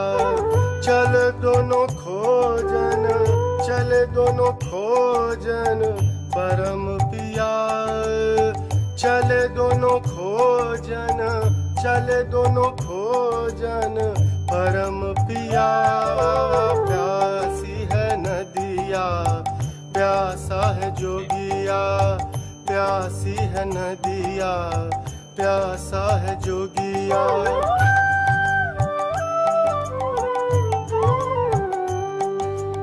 एक व्याकुल बहे हो जय सागर बांवरिया, दूजा पागल डोलाए चहुओर करे पुकारा।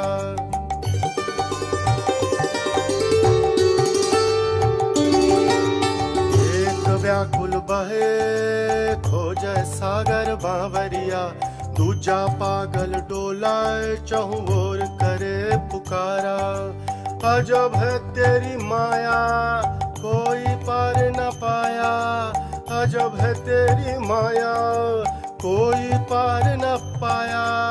जो भी गहरे डूबा समर सार पाया, जो भी गहरे डूबा समर सार पाया।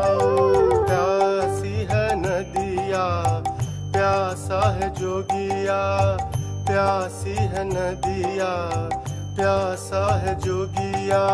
चले दोनों खोजन, चले दोनों खोजन परम पिया।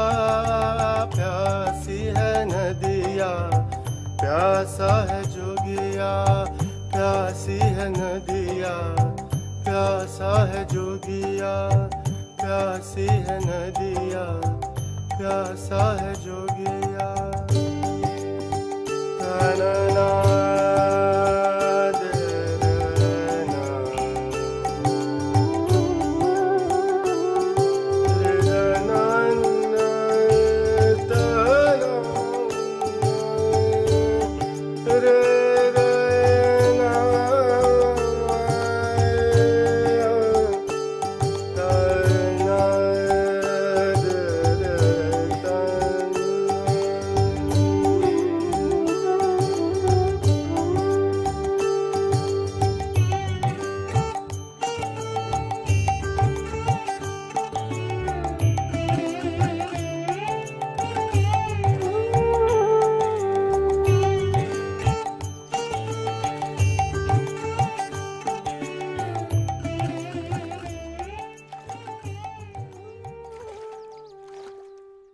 राजा, वो समय आ गया है जब तुम्हें तुम्हारी ये प्यारी सी बांसुरी को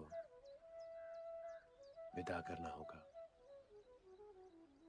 जब एक संगीतज्ञ अपने शिखर पर पहुंच जाता है तो उसे अपने साज को त्यागना ही पड़ता है ताकि वो संगीत की लय में छुपे मौन का स्वाद चख सके।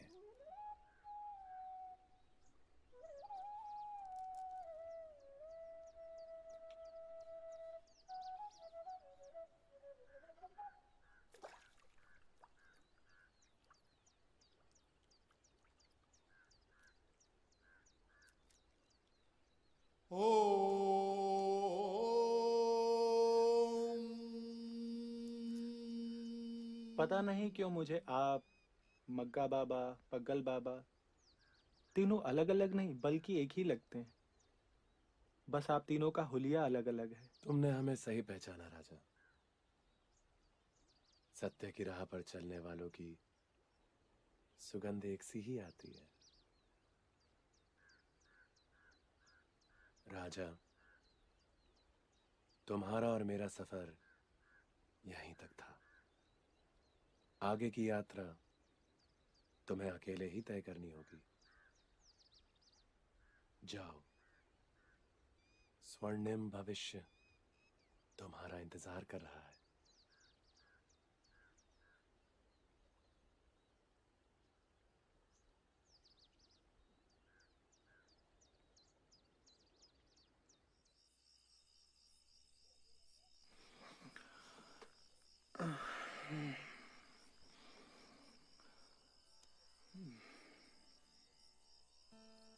नानी, ओ नानी, कहाँ खो गई थी आप? बेटे, बचपन में हर रात तुम अपने जिए हुए पल मेरे हवाले कर देते थे। बस उन्हीं अनगिनत पलों की यादों में खो गई थी।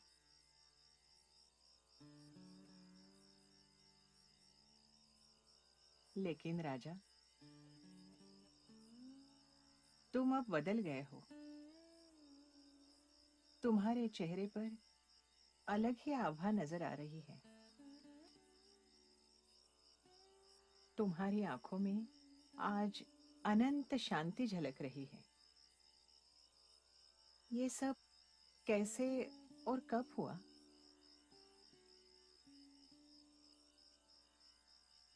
नानी, यही तो मैं आपको बताने आया था।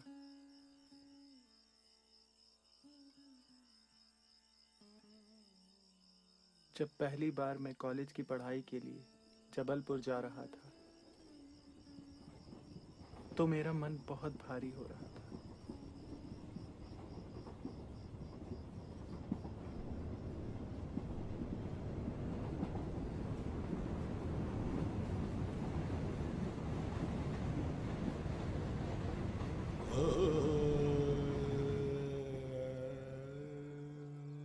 जबलपुर में जिस परिवार के साथ रहने का प्रबंध पिताजी ने किया था, वहां कोई खास तकलीफ नहीं थी, पर अकेलापन पाने के लिए मेरा दम घुटता था। सो मैंने बगैर पिताजी को बताए एक अलग मकान ढूंढना शुरू कर दिया।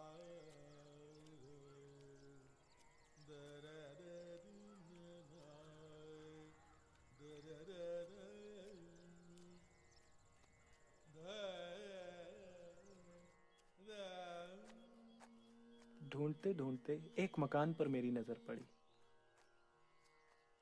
वो पुराना था लेकिन बहुत सुंदर था।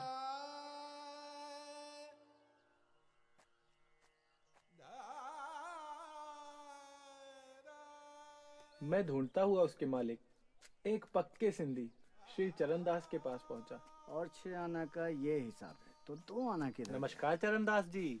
नमस्कार भाई, क्या चाहिए? 7 दूनी 14। आपका भुतहा मकान। भाई साहब, भांग पी के आए हो क्या? चलो भैया, यहाँ से सुबह सुबह धंधे का टाइम है, निकलो। मैंने तो सुना था कि आपके मकान को भूतों ने जकड़ रखा है, आप कुछ परेशानी में हैं। खैर भाई साहब, क्या कह रहे थे? भूतों ने घेर रखा है, बैलों ने नहीं। भूत भगा देंगे। तो क्या मैं भूत ही भगाता हूँ? भूत भगाता हूँ भाई साहब। भूत कोई बैल वैल नहीं कि भगा देते। भूत है भूत, डरते हैं पूरे मोहल्ले वाले उस घर से। अरे भूत भगाना मेरे बाएं हाथ का काम है, और आपका बहुत पैसा वैसा फंसा है उस मकान में। जब आपको भाई साहब, आप सच में भगा देते हो क्या भूत को? अब आपको यकीन मैं कैसे दिलाऊं? आप देख लो मुझे आजमा के। भाई सच कहता हूं, मतलब ना, पैसे की चिंता नहीं है मुझे। इज्जत दांव पे लगी है, बहुत बुरा लगता है जब मोहल्ले से निकलता हूँ ना, छोटे छोटे बच्चे ए भूतिया चरणदास जब बोलते हैं ना, मन खून खोल जाता है। इतना पैसा किस काम का है? नहीं नहीं, आप बिल्कुल चिंता मत कीजिए, अब कोई नहीं कहेगा आपको। एक बार मैं वहां चला गया तो भूत वहां से निकल ही जाना है। भाई अरे यार, ये लो चाबी। वैसे किस तरीके का भूत है? कभी कभी ना रात में छम छम की आवाज आती है तो लगता है औरत भूत है। कभी कभी चिल्लाने की आवाज आती है तो लगता है दो भूत है। आप भगा दोगे ना? 2 भूत है? हाँ। तब तो मुझे कुछ ज्यादा दिन रुकना पड़ेगा वहाँ। आप रुको, कोई परेशानी नहीं है, अपना घर है। हाँ। और चावल दाल नमक कुछ भी चाहिए? अरे नहीं नहीं मेरी तरफ से चलिए लेके जाओ। ठीक है, समझ गए मतलब? ठीक है, मैं चलता हूँ। हाँ ठीक है। भगवान। बस वहां से निकला और सीधा उस घर पर पहुंचा। उसे देखकर मुझे बहुत खुशी हुई। मैं जानता था यहाँ कोई मुझे परेशान करने वाला नहीं है। मैंने जैसे ही उस घर का दरवाजा खोला, वहां रौंद देने वाली शांति थी। पर शायद मुझे तो यही चाहिए था। दिल में अजीब सा सुकून था। बस मैंने अपना सामान उठाया और उस घर को अपना लिया।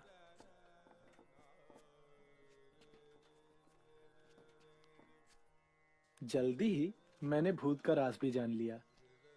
वो मकान एक खुली जगह पर था।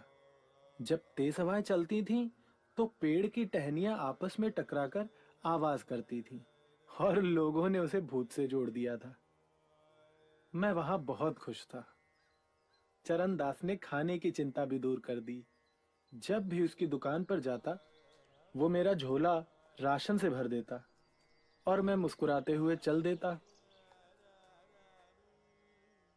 कुछ दिन कॉलेज जाने के बाद मुझे लगा कि वहां जाना बेकार है, क्योंकि मुझे मेरे सवालों के उत्तर नहीं मिल रहे थे। प्रोफेसर्स के साथ कई बार बहस हुई। कारण सिर्फ इतना था कि मेरे सवालों के जवाब उनकी रटी हुई किताबों में नहीं थे। मैंने शहर की लाइब्रेरी में जाना शुरू कर दिया। वहां खूब पढ़ता और मन शांत नहीं होता तो घर पर आकर भी पढ़ता। मनुष्य के इतिहास में रचे गए हर शास्त्र द्वारा उस परम रहस्य को जानने की कोशिश करता। यहाँ तक कि कार्ल मार्क्स और लेनिन की सारी किताबें पढ़ डाली थी, पर उन मुर्दा शब्दों ने कभी कोई जवाब ही नहीं दिया।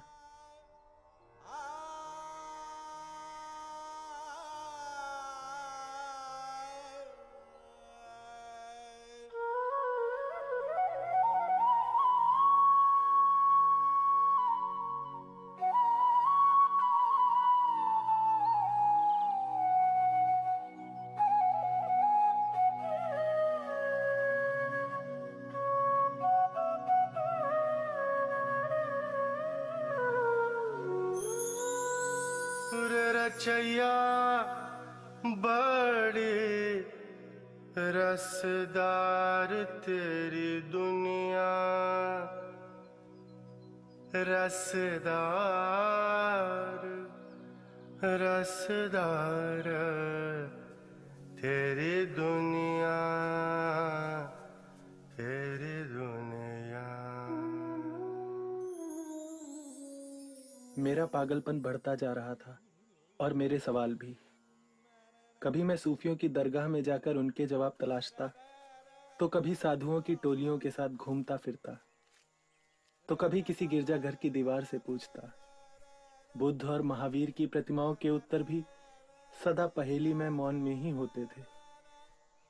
धीरे धीरे मेरे प्रश्न लौटकर मेरी तरफ ही आने लगे।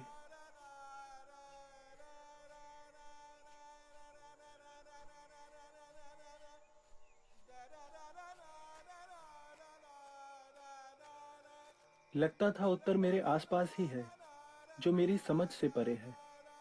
दिन और रात का भेद खो चुका था। अकारण मैं पूरी रात यहां से वहां भटकता रहता था। क्यों और कहां से नाता टूट गया था। वक्त रुक चुका था। मैं चल रहा था। उन्हीं दिनों किसी ने मेरे बारे में पिताजी को खबर कर दी, तो वो एक दिन मुझसे मिलने आ पहुंचे। मेरी हालत देखकर एकदम घबरा गए और मुझे एक वैद्य के पास ले गए। उस वैद्य ने मुझे देखा और मुस्कुराकर एक बोतल में मीठी शरबत दवाई कहकर पिताजी के हाथ में दे दी। पिताजी मुझे हिदायतें देकर घर लौट गए।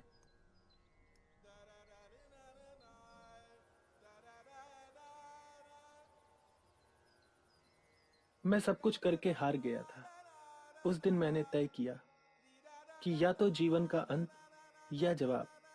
कभी मैं अपना सिर दीवार से टकराता और कभी यूं ही घंटों छत को घूरता रहता। इसी तरह 7 दिन गुजर गए थे।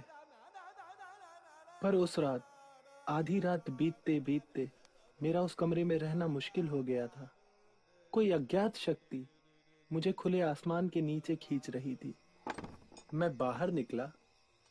मेरी चाल ऐसी थी जैसे कि मैं नशे में हूं। वो रात नहीं, दिन था शायद। सब कुछ साफ साफ दिख रहा था। हर कदम के साथ वहां पहुंचने की जरूरत बढ़ती जा रही थी।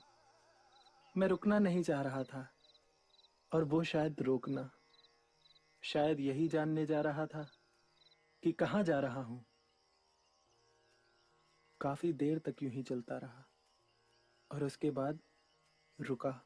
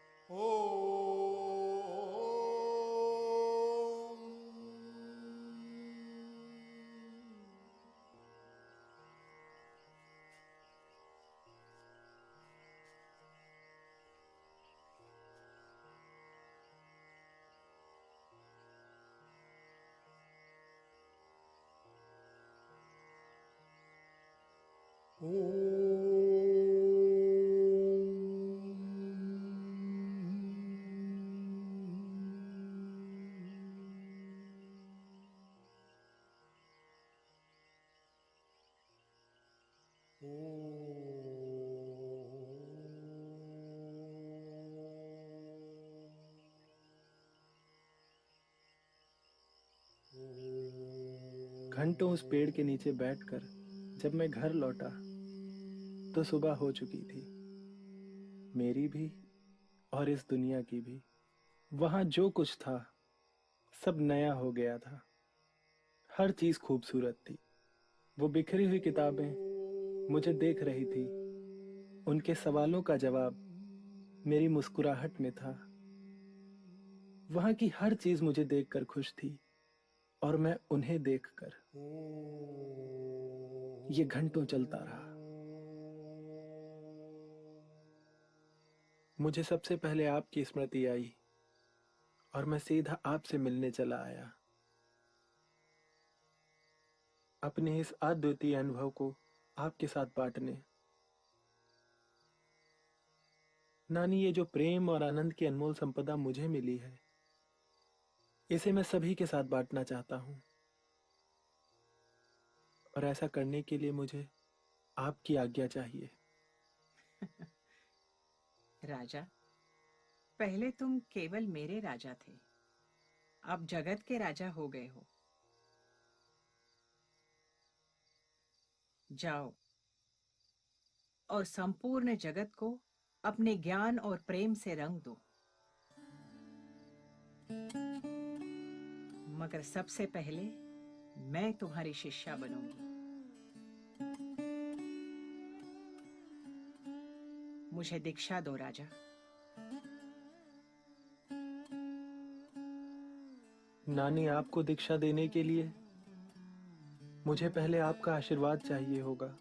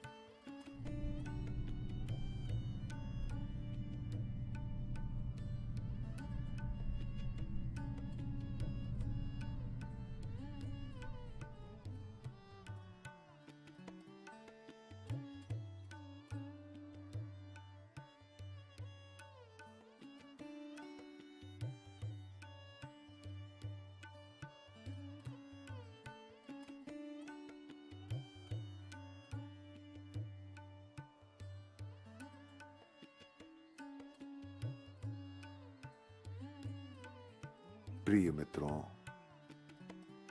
मैं सिखाने नहीं, जगाने आया हूं।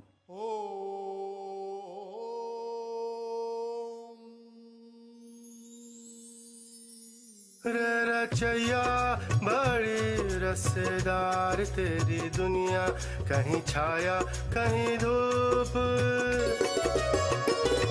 रे रचैया बड़ी रसेदार तेरी दुनिया, कहीं छाया कहीं धूप। रे छैया बड़े मजेदार तेरी माया, कहीं अरूप कहीं रूप।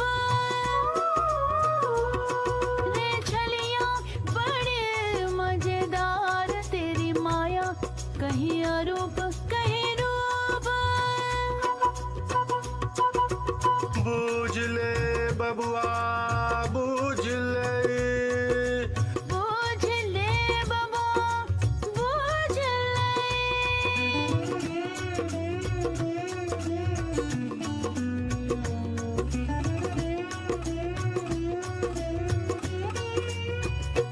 तेरी राहें हैं हजार, तेरा घर है एक, तेरे जाम है लाख, तेरी सुराही है एक। तेरी राहें हैं हजार, तेरा घर है एक, तेरे जाम है लाख, तेरी सुराही है एक। रे पिलैया बड़े घुमौदार तेरी सीढ़ियाँ, कहीं मदिरालय कहीं देवालय।